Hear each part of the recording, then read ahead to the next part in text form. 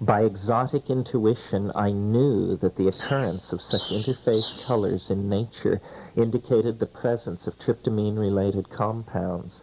Going further, I knew that the Lepidopterus New World genus Morpholia, which is characterized by a large wing area, usually entirely expressed in brilliant blue interphase coloration, would be an ideal group upon which to conduct research to illuminate this unstudied field. I knew that the enzymal process in insect metamorphosis received molecular tuning and control through resonation induced by the harmonic strum of forest insects that have neuroactive tryptamine in their bodies, acting for them as an antenna to the electron spin resonance signal of the collective DNA, just as it did for us in the experiment. This signal would, I thought, keep the entire class Insecta keyed in to the point of maximum symmetry in the evolutionary stream, thus explaining the remarkable durability of the insect adaptation, which stabilized its basic evolutionary strategy some hundreds of millions of years ago. Such things I was told quite conversationally by the voice in my mind. During this time, the iridescent black sheen which resulted when Stropharia cubensis grew in clumps and larger mushrooms shed spores on the caps of smaller mushrooms particularly caught my eye. Interestingly enough, this same metallic blue-black sheen was very noticeably present on the carapace of a large and shrill beetle, a member of the genus Buprestidae that I captured in the forest in the heat of the afternoon. It is known that the chitinous material which forms the outer covering of insects and spores is one of the most electron-dense materials in organic nature, being, in this property, similar to metals. My inner teacher urged that this specimen be analyzed for the presence of psychoactive tryptamines. If they were found, it would tend to confirm that the species responsible for the buzz of the forest, the coleoptera and the cicadas, will in some species be found to contain the tryptamine compound necessary to allow them to key in on harmine present in local Banisteriopsis lianas, and through them to the collective DNA network. I suppose that if a few of these species resonate, then other shrilling species could key themselves to the molecular signal, thus amplifying it and sustaining it through the forest for some hours of every day. Some of the life processes of the insecta, I felt sure, must be regulated through a few species in this way. These unlikely and bizarre ideas unfolded themselves over those long, hot days while Dennis lay confined to his hammock and I squatted on the earth nearby.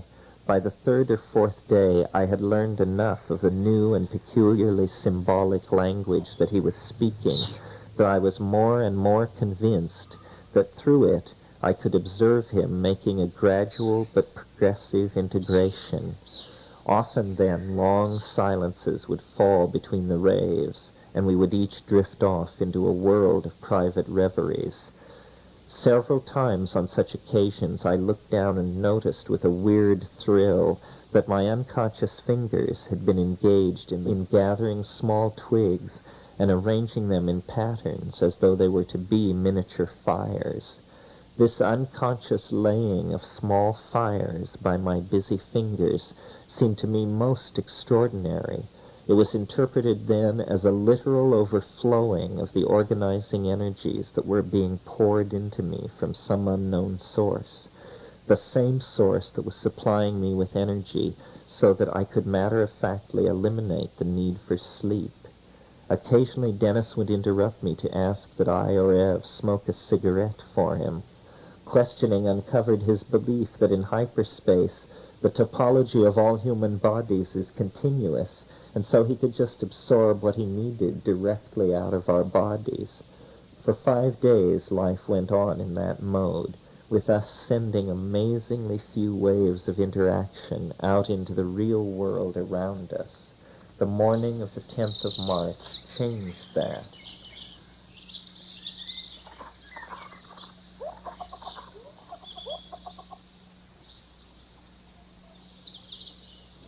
I had hardly been away from the hut and the short stretch of trail that separated it from the edge of the pasture for 5 days. So after breakfast on that particularly flawless morning, I chatted with Dennis and found him calmer and more lucid than he had been since the experiment. So composed and relaxed did he seem that I made the inevitable mistake of taking the situation for granted. I slipped away with Ev and the butterfly net for a relaxed stroll down the trail and deeper into the jungle.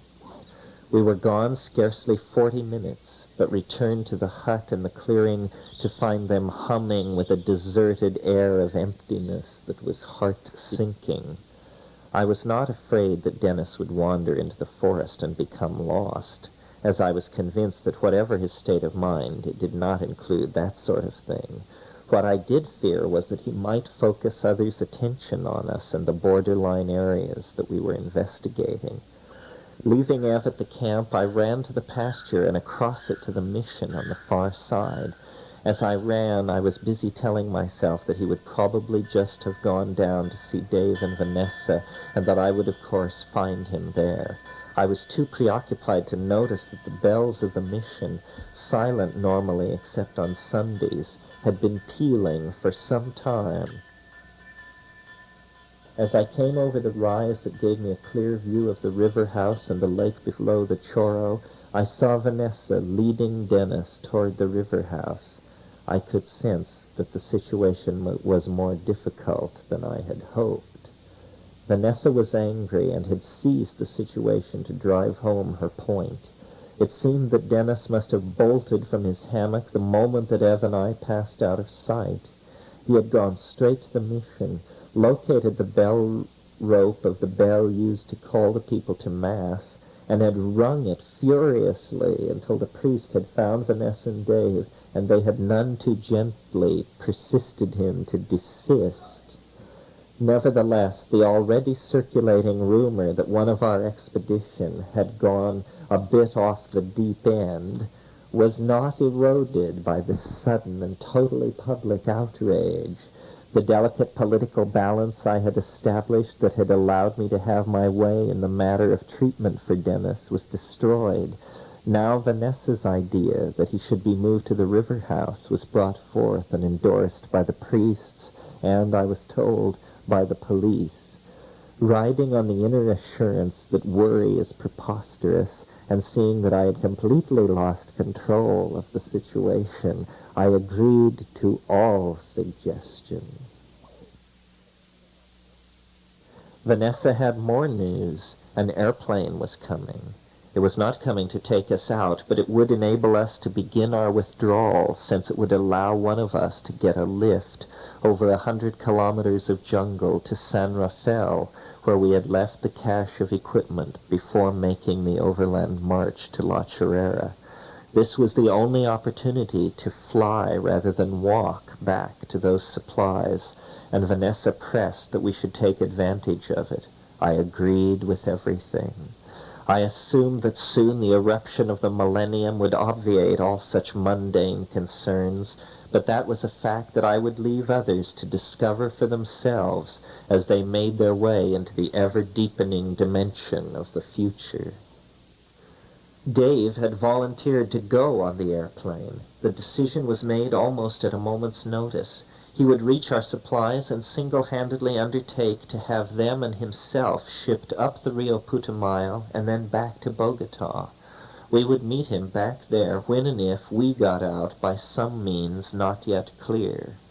A bag was hastily packed. The airplane came skimming in, and then it was gone again, and we were 4. Vanessa and Ev became Dennis's nurses. He was moved to the river house, and I preferred to continue to live at the jungle house to avoid crowding. Dave was gone. The debate continued as to whether the direction in Dennis' raving was toward improvement, or whether it was only progressive drifting in the world in which he had become lost. Dennis' move to the river was a turning point, and from then hence, the effects of the phenomenon unleashed were less in our minds and more in the world. Through it all, we were still after the lens-shaped object. What the teacher told me in the first few days after the experiment was, "You almost got it. You didn't quite get it." Or rather, it used the metaphor of condensation. It is condensing. It was like a perfect alchemical metaphor. The stone is everywhere. It is here. Dennis would say, "I can see it. It's 250 feet away, to the left, down near the water hole, hovering above the water." Each day it would get closer in. There were freak lightning storms. Slowly I noticed that meteorological phenomena tended to concentrate in the southeast. I began to look there, and whenever I did, I would see rainbows. Intuitions concerning what was going on ranged from the religiously profound to the utterly absurd. On the afternoon of the 12th of March, Dennis underwent a few hours when he was able to respond, however cryptically, to the questions we put to him concerning how things appeared to him. This all went on at the river house, and it happened that living around that house was a handsome rooster and his mate. He was perhaps the very cock that I had heard crow at dawn on the day of the experiment, and again 2 days thereafter. There was a perky alertness about this cock and hen that had received comment among us before. This particular afternoon, Dennis called our attention to the little hen, saying that if one thought of her as art, then the achievement she represented was immense.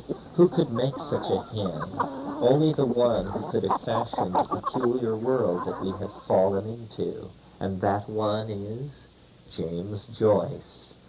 Over the next few minutes he proceeded to make his case that Finnegan's Wake represented the most complete understanding of the relation of the human mind to the time and space around it, and that, therefore, Joyce, at his death, had somehow been shouldered with the responsibilities of overseeing this part of God's universe. In this, Dennis was only following Wyndham Lewis, who made Joyce's ascent to eminence in the afterworld the subject of his novel, The Human Age. Jim and Nora, as Dennis called the newly revealed deity and his consort, were in and through everything at La Chorrera, particularly in the things that Joyce had loved. The little hen, as the symbol of Anna Livia Plurabelle of the Wake, was one of these things. It was Joycean humor that radiated outward from the path that he had followed. These ideas were absurd but delightful, and they led me eventually to reread Joyce and to accept him as one of the true pioneers in the mapping of hyperspace. They did not, however, shed much light on our predicament. From that view of life as literature, Dennis moved on. He reminded me that one of the alchemical analogues for the philosopher's stone that we shared in our private code of associations was a certain small silver key, a key to a box of inlaid wood with a secret compartment that had belonged to our maternal grandfather.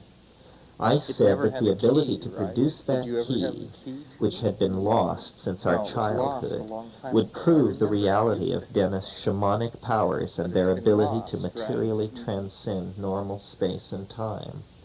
The conversation took the form of a question-and-answer session that ended with Dennis demanding that I hold out my hand, and then slapping his closed hand into my open one, letting out a loud, ludicrous squawk, and depositing in my palm a small silver key.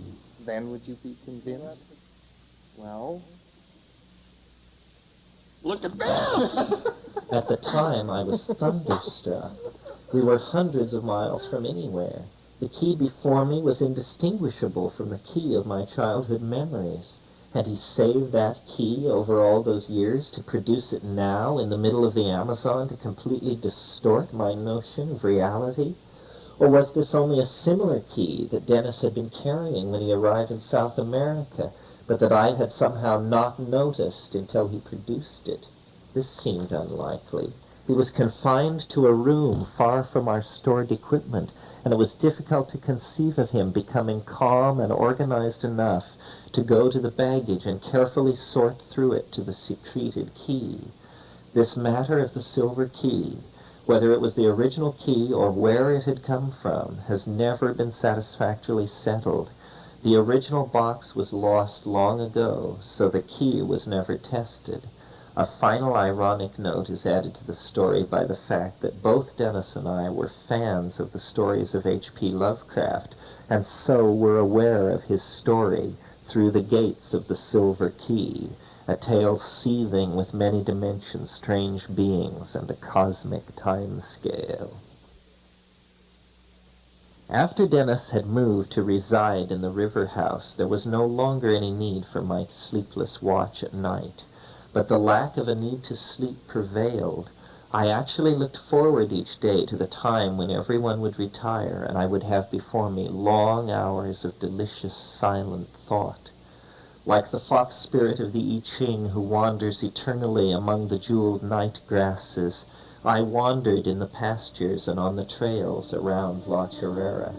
Sometimes I would sit beneath the Ama-initialed tree for hours, watching vast mandalas of space and time turn and glisten around me.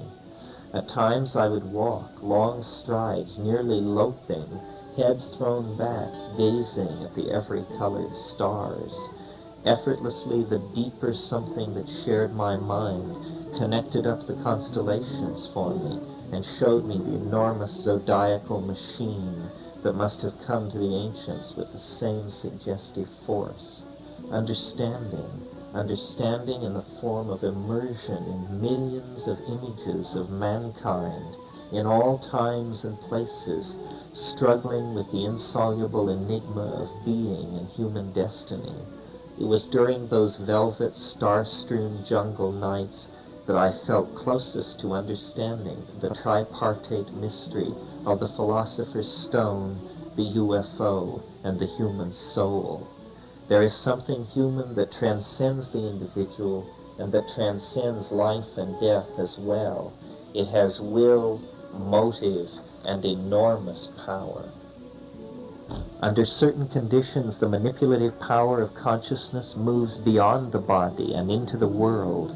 The world then obeys the will of consciousness to the degree that the inertia of pre-existing physical laws can be overcome. This inertia is overcome by consciousness determining the outcome of the normally random microphysical events. Over time, the deflection of microphysical events from randomness is cumulative, so that eventually the effects of such deflections are to shift the course of events in larger physical systems as well.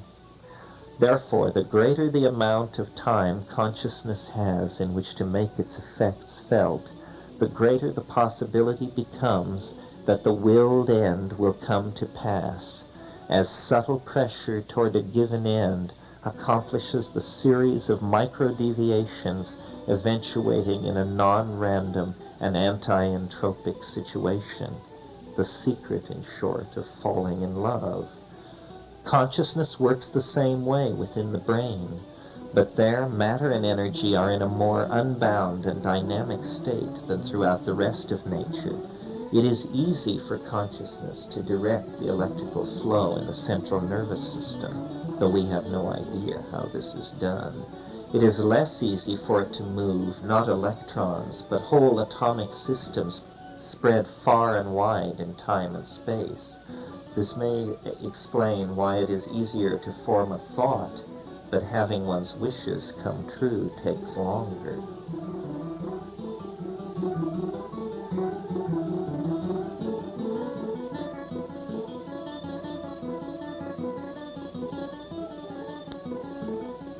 There is an interphase between consciousness active in the world and consciousness active in the CNS and through the intermediary of the body.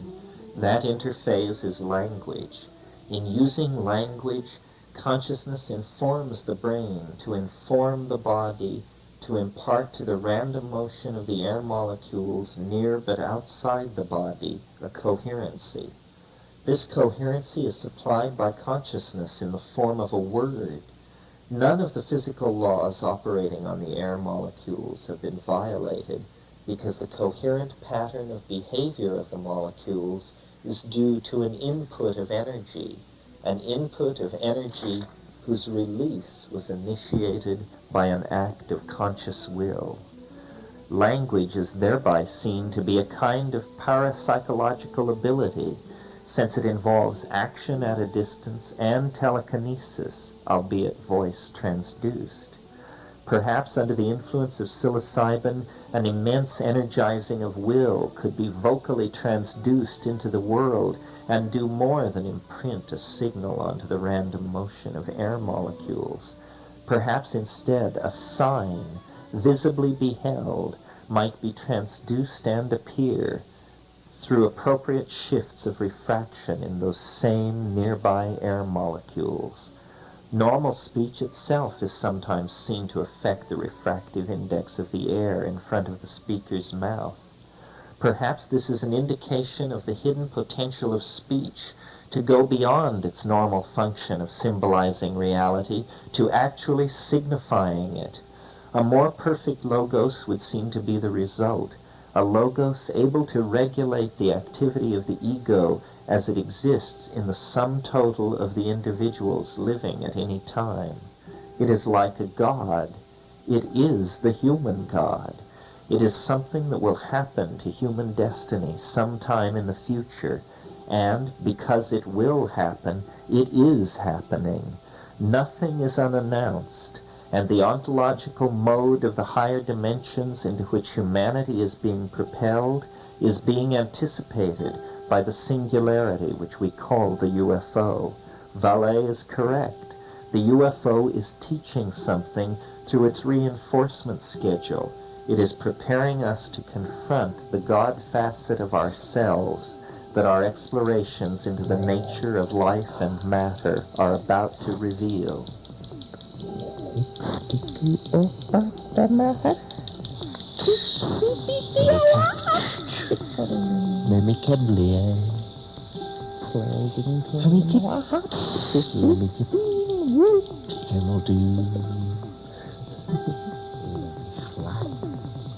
I'll be over.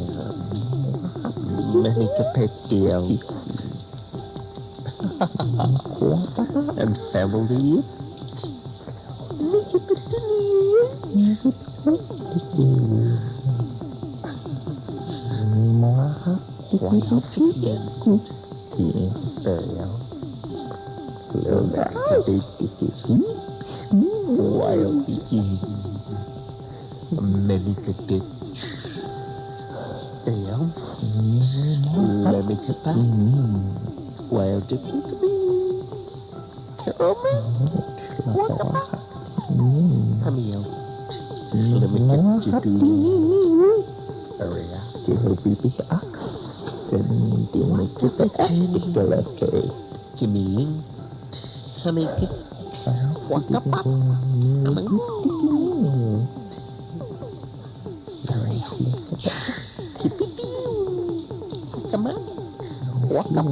Chapter 15, Saucer Full of Secrets. The 11th of March was the full moon. It passed uneventfully enough, meaning that I can now recollect little of what happened. I remained ecstatic, certain that all was for the best, certain that some definitive tipping of the hand by the thing we were dealing with was about to occur. The next day, in the late afternoon, Eve walked out to see me from the riverside house. She invited me to return with her to the river, for all of us to have dinner there together.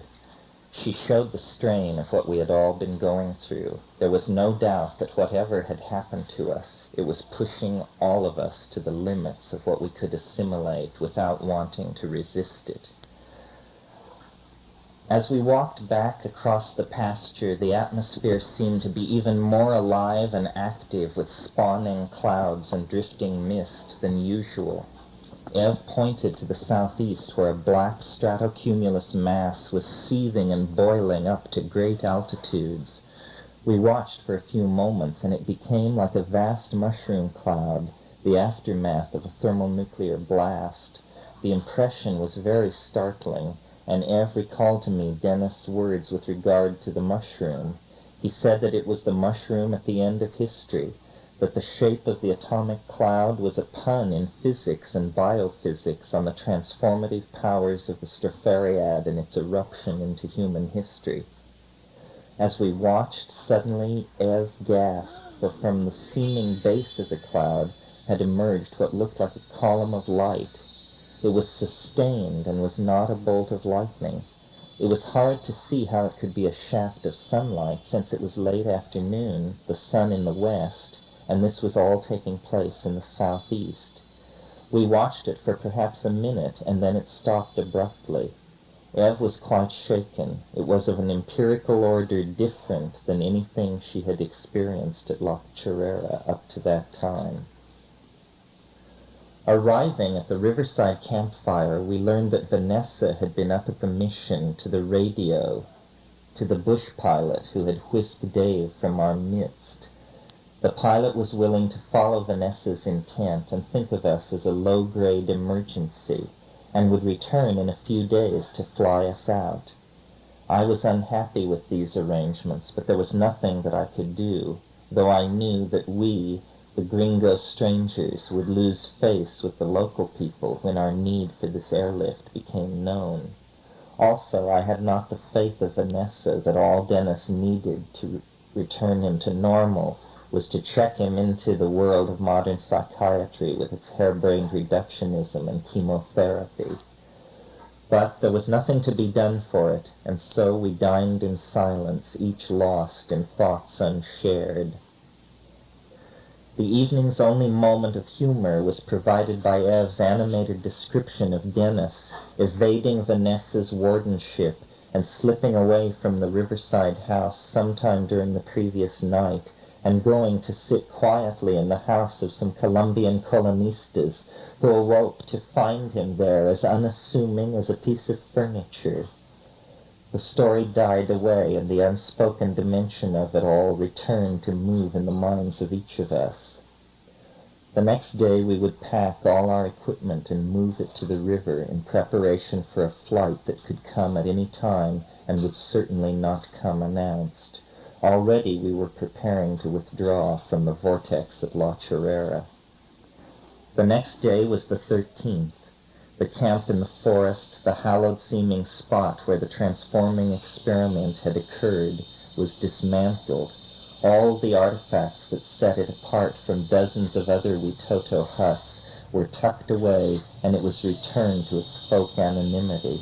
Outside in a pile we left quite a cargo trove behind us, for the forced evacuation by airplane of the four of us, plus the pilot, left precious little room for any gear. Some insect and plant specimens would leave with us, the cameras, the notebooks on the experiment. That was to be it. The things that we left were quickly assimilated by the tolerant Witoto owners of the site of our attempt to probe hyperspace. We were all installed in the river house, ready to go with the airplane whenever it should appear. Everything seemed to be moving forward of its own accord. We swam in the river and sat on the rocks, scanning the sky and listening for the drone of the little amphibian. Thus the afternoon passed, with even Dennis quiet after an episode in the early morning in which he had methodically thrown the contents of his room out the window, to the point of ripping out the window frame and hurling it after everything else.